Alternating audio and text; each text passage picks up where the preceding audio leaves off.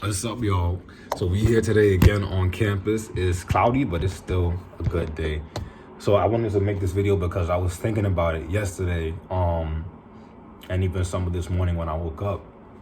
And I named it "You Are the company that you keep," because I feel like it's a cliche, and a lot of cliches are true.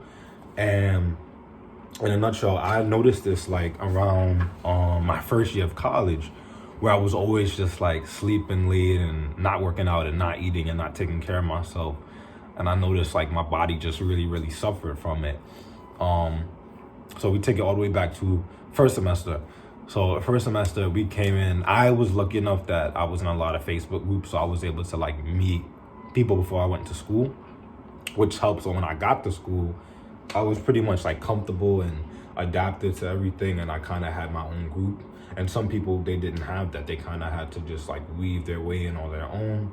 Or some people, they just stay to themselves and they just, because I'm gonna be honest, it is kind of hard to meet people even on campus. Even if you don't commute, it still can be hard because everybody has like their own group. But then you have people like my group who are, they're really open to new people and to meeting people and to just being with others. But point of it, um so in a nutshell, yeah, like I would just wake up, work out, we'll go to class and then work out because I was used to working out in the middle of the day. Having come in from high school where I had to work out in the middle of the day. And I would work out and then probably eat and then hang out with my group at like 8 in the evening. And we would just honestly stay on campus. We didn't really do too much because I was new to the school. So we just stayed on campus. We would talk. We would just hang out, go to parties, and just be on campus. And then we would just be talking and hanging out with each other until like 1 a.m. And it would like just, the time would just continue. Like next thing you know, it would be like 3 a.m. and then we walk back to the dorms and just repeat that whole cycle until like almost the end of the semester, following into the second semester, sorry, for me, of freshman year. But the point is that like we kind of just did the same thing, and that's why like I would wake up late and do stuff late. Like I would wake up at like 12 p.m. because I didn't have any classes. My earliest class was 12 p.m. So I would like go to sleep at like 5 a.m., wake up at 12 p.m., eat, try to work out, go to class, and then that would be it. So it would just be a cycle. But jumping forward into like now time, with my new group, we all like kind of disband at like 10 p.m. Like we're just tired at around 10 or 11 p.m. and I'm going to sleep by 12 and I'm waking up by 9.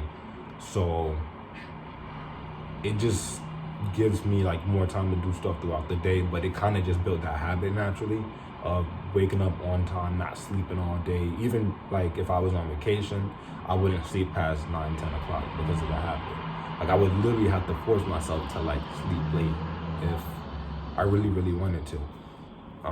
And even like this semester where like my earliest class is 3 p.m. and I can sleep as long as I want, but naturally I just keep waking up at like 9 and 10 a.m. So yeah, it's just funny to notice that like you really do reflect the people that are around you. And I have a really good group that like they're really motivated people, and they're not lazy, and they just do a lot more, which is something that I noticed. Because my old group, it wasn't necessarily that they were lazy, it's just that they did the same things like all the time and it gets boring. But with my new group, I'm noticing like a lot of differences and stuff. And yeah, in a nutshell, like you really are the company that you keep. Like the people that you have around you, they really influence what you do. And after like the second semester, I noticed like I was stressed less.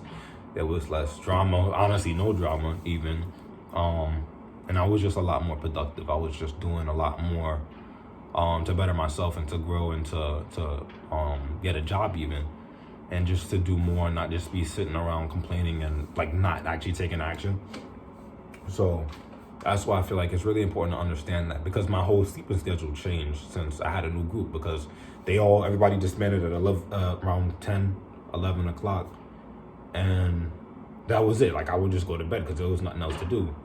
And it just really like aligned me in the right place. So I'm really happy that happened. But the point is that, yeah, you just want to make sure that, and that sleeping example is small and it's light, but that can translate to other things, like towards like your motives and your goals and the way that you handle problems. The people around you can it can kind of influence that. So use this small example as like example for other things, because it might not only be like your influence like through your sleeping schedules, but it could be through, you know, like the stuff that you do, your activities, things that you might want to change, but because you're around certain people, you're not able to change it because of the influence.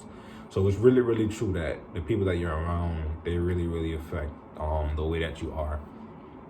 So that's all I got. So like and share and just talk to people and discuss about this, and just try it for yourself. Just see what happens if you hang out with different people and you do different things, and watch yourself grow.